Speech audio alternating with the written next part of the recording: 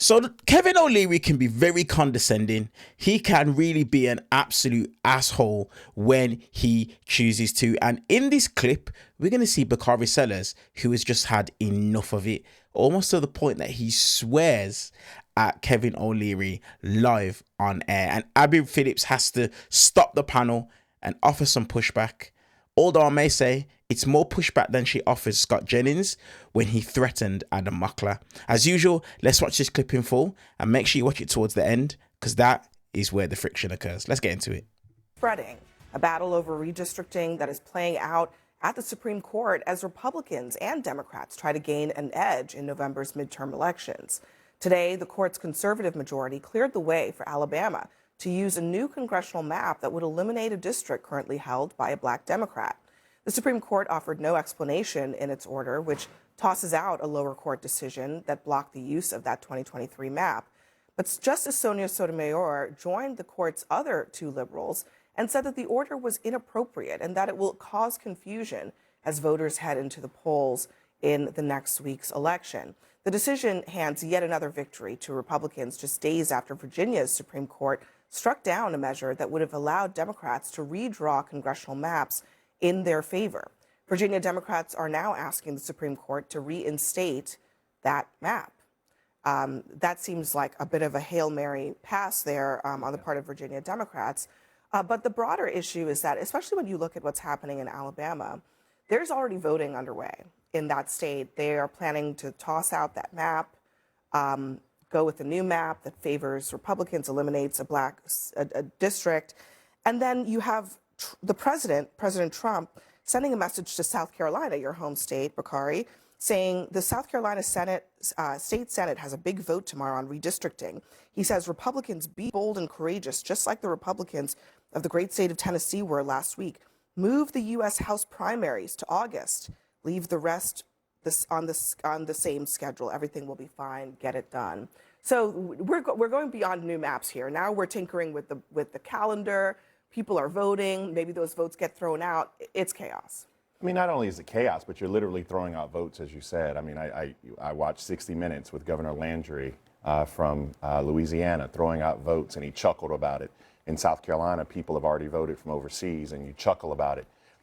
But I want to take a step back and look at this from a 50,000-foot view, to be completely honest. I think Ashley and I have to wrestle with the fact that we are going to be the first generation to actually leave this country worse than the one that we inherited. And I think for black millennials, the progress that our parents and grandparents gave us that we're watching being ripped away from us is something that our generation is going to have to really wrestle with in figuring out how we get out of this conundrum. If somebody fell asleep in 1896 and woke up today in 2026, they would simply say the only difference is now Negroes have a TV show and we wear nice suits. They swapped out Klan hoods for Brooks Brothers suits. And that is the problem. I mean, Plessy v. Ferguson was 7-1, and it gave birth to 50 years of Jim Crow. What we have with this court right now, what we're seeing is watching people who have fought and died and bled so that we would have access to the ballot box, so that we would have access to our voices being heard in Congress, being ripped away. And I think that there is a casual laughter from people we believe to be our friends on the right who are showing us true colors today, because the most sacred, or one of the most sacred acts you have in the United States of America is the ability to cast a ballot and elect someone and send them to Congress, the State House, or a mayoral seat that represents your interest. And now black folks throughout the South are being silenced. And I don't find that to be a laughing matter. Well, you know, Scott, I mean, if this were just about partisan gerrymandering, I think that would be one conversation. But I think part of what's happening right now is that we're in the middle of a political cycle and maps are changing. I was reading an article today about Tennessee, and the lead of the article was two neighbors literally across the street from each other, one white and one black, now in Memphis in different districts. So it's more than just, are we redistricting according to partisanship? It's also, what are we doing in terms of creating a precedent for the use of power across the country, in red states and in blue states? Yeah, it's a good question about redrawing in the middle of an ongoing election. In the case of Louisiana, you know, they didn't have a choice. The Supreme Court said their maps were unconstitutional. They had to redraw it. And so what they chose to do was I think what they'll choose to do is move the House back to the fall, and they'll leave the Senate primary in place, which is actually happening right now. So I get the argument about a little bit of confusion for voters. I mean, around the edges of congressional districts, you're always going to have some areas where, you know, one person on one side of the street, one person on the other. I live on the very western edge of a congressional district in Kentucky. In fact, if I might respectfully debate Bakari on this for a moment, to me, I heard you say that people are losing representation. People are losing their voice.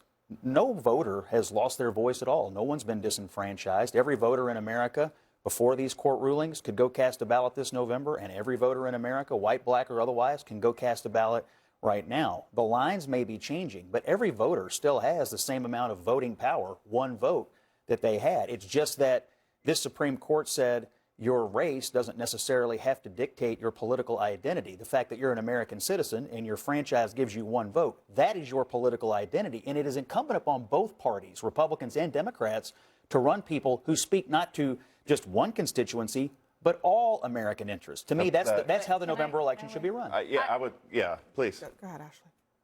I might agree with you if they hadn't said something different 3 years ago. We aren't talking about in Alabama a district that existed when my grandmother was alive. We're talking about a district that was drawn in 2023 because there are injustices that are still being placed. We're talking about Memphis, where we're not like, it's not just one person across the street. They split a whole city into three to make black voters have less power in House maps. The Voting Rights Act, which actually was the last time it actually was reauthorized, was under your boss, George W. Bush. It used to be a bipartisan thing. It used to be clear that the backdrop of this country, there is discrimination now. There was pervasive discrimination when the law was signed into law during the Civil Rights Movement. We can all go into our partisan corners, but to act like what is happening right now is not a direct attack on black voters' power, black voters' ability to represent themselves. Now, we had this conversation yesterday, Scott. Black voters are allowed to elect whoever they want. And in 2024, they did. They elected a black Democrat in that new district in Alabama. That black Democrat went through a primary of 13 people, and black voters found the agency to come and decide how that primary now will be erased. And put a black Republican up in that district if you want black voters to have a choice. But they're not. That's not what's happening. It is a dissemination, a distribution of black power. And to call it anything other than that, I just think is being historically ignoring the past of our country and pretending like we're not trying to drive our country to a different type of future. Ellie, Ashley just raised an important point, which is that this Supreme Court in 2023 said that Alabama needed to have that second district. Yep.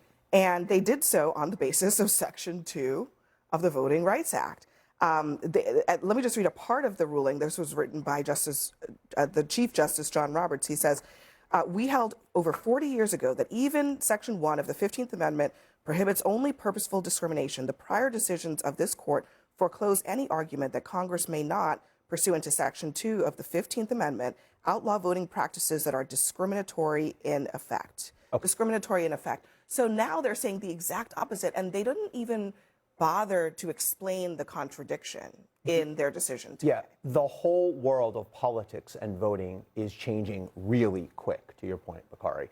The world is very different now than it was 2 weeks ago because we got the Louisiana decision, which essentially ended the Voting Rights Act. Plessy v. Ferguson, just for context, was from where? Right. Louisiana. Okay, and people's heads are spinning because you're Alabama, Louisiana, right, Tennessee, South Carolina. Let me give you sort of a universal theory how to make sense of all this craziness. Whether it's good or bad, you all will continue to debate, but I'll tell you how the best I can make of what's happening right now with the law. First of all, it is essentially up to the states. And when I say the states, I mean the legislatures, the voters, governors, the state courts, right? And if a state wants to partisan gerrymander to an extreme, for the most part, they can. If you're California and you're 60-40 Democrat and you want to go all blue, basically you can. If you're Texas, opposite, you want to go all red, you basically can. That's rule number one. Rule number two is every state has its own rules, and they vary tremendously. Sometimes it has to go to referendum. Sometimes it has to go to the governor. The states have to follow their own rules. That's Virginia. which did not follow its own rules. That's why Virginia is going to lose their map, and I don't think the Supreme Court's going to intervene. And then point 3, and this is what we're all talking about now, is the Supreme Court has changed their position from even a few years ago to where it's now basically, we're not going to police any of this unless there's racial discrimination either way. So you can no longer try to specifically carve out a majority black district or 2. And if states have done that, or if people want to say states have done this, this is what's happening in Alabama, in South Carolina, probably in Tennessee. They can say, well, that was a district that we carved out to be specifically majority black. Now we want to undo it. And that's why this is happening day by day, hour by hour. It's a whole new world out there. One of the interesting things about Tennessee that we should also keep in mind is that that Tennessee district that they did away with existed prior to the Voting Rights Act. So Memphis, as a city, has been a district even before they were trying to rectify racial discrimination with the Voting Rights Act. So, you know, we're going to start to see maybe Virginia might try again and create that. Maybe they might try to create an 11-0 map, because now, according to the Supreme Court, you can. We might live in a country where all around the country we have states where the minority political party has effectively zero representation in Congress. I think everybody should take confidence in the fact Supreme Court basically supported one vote, one person, guaranteed in perpetuity, and the rest is just map wars. And I think we should get used to it. And I think it's, as you said, a state-based situation. Add this to the mix. At the end of the day, the state decides at the state level. It's in the Constitution. Get over it. So the problem with that sentiment is that you were born in 1954. Yeah. Okay, you're Very popular. You're 71. Yeah. Right. In 1954. By the way, I'm a vampire. During your lifetime, we've actually had Brown v. Board of Education. I remember. Yeah, Brown v. Board of Education. I don't know how you remember it. I think you were like 2 months old. But I'm not finished yet. Let me finish my thought. Drill back to 54. Yeah, because you're still alive, right? And so there's an entire generation of people. Brown v. Board, it overturned Plessy v. Ferguson of 1896. My point is that my mother was born in 1951. She desegregated schools. My father was shot in the Civil Rights Movement. Those people. Let him finish. I'm going to finish because you're being utterly disrespectful. Not at all. So I'm going to finish this comment. So what I'm telling you is that there are people in this country who fought, died, and bled for the right to vote. Don't be a dick. Just understand. Okay. Bakari, please. I'm not understand. a dick. I'm pointing something out to you. The Constitution is being upheld. Hey, do you have a problem with that? Do you have a problem with the Constitution of the United States of America? Bakari, I'm going to stop you because I just want everybody to reset with a modicum of respect at this table. Please stop. I want you to understand that there is a price. To you, there's a price that was paid for this right. There is a price that we uphold, and whether or not you value that, whether or not you value that or not. There are people who bled, sweat, and died and were imprisoned for access to the ballot box. And what we're seeing throughout the South is that their voice, their vote, their representation, and people who have lived experiences to represent them are not being sent to Congress or where they need to go. This debate, by the way, is happening among the justices. If you look at the Louisiana decision, the conservatives are saying, we've made great progress. It's time to let go of using racial discrimination. And that's why I utilize the description of and the liberal justices say exactly what you just said, Bakari, which is there's a history here that we're overlooking. But Ellie, I mean, the 3 years have passed since 2023 and 2026. Exactly. So It's not that long. All of a sudden, the country has made that much progress in 3 years. That's the criticism of the majority. Look, there's a famous quote by Ruth Bader Ginsburg, right? When the Voting Rights Act came. Who should have retired? When the Voting Rights Act came up, when she was on the bench, she said, the conservatives said, well, we've made great progress, so we don't need this anymore. She said, I'm paraphrasing, but she said, that's like getting rid of your umbrella in a rainstorm because you're not getting wet. Yes. And the question is it still raining? Is it drizzling? Is it clear? People differ strongly on that. And guess what? It can be clear one day and rain the next. And so that's the inconsistency. And the crazy part is, go ahead. I just want to point out the one person, one vote. I think, Bakari, us millennials will have to wrestle with how we're going to leave this earth, and I'm determined to leave it better than I found it. And I think that this decision is actually going to open a rush to reevaluate a lot of things, like you say, are in the Constitution. Because right now you have a hat on that says Utah, and they have more representation in the Senate than the people actually in Alabama have I in got the a Senate. situation in Utah going on. I know that's not why you have the hat on. No, I but have like it on. you have it on, and so there are states right I'm now that have supporting 2 the people of senators. Utah. When we're sitting in a state right now that has more population than Utah multiplied by 10, and so if we You really don't like want to Utah? talk about, I love Utah. I'm talking about all the states that have smaller populations. If we really want to talk about one person, one vote, and if we really want to go down a path to see what real franchise mean, you might have just opened a discussion that this country should be is timely to actually have. Let's leave it there. Ellie Honig, thank you very much for joining. So Kevin O'Leary is being purposely obtuse. Not only that, is he's being arrogant, he's being condescending, and that's the exact reason as to why Bakari Sellers saying to Kevin O'Leary, don't be a dick. I completely understand where he's coming from. Now, would I have liked to see him not lose his cool like that? Actually, no, let me rephrase that. I don't believe he lost his cool because he wasn't angry, he wasn't raging or anything like that. But I would have loved for him to choose a better choice of words, because we now see what it is that the right like to do. They will take this and then they will try and spin this as a narrative of the left being violent. But the problem for me when it comes to someone like a Kevin O'Leary is that because he is so wealthy and so rich, everyday problems don't affect him.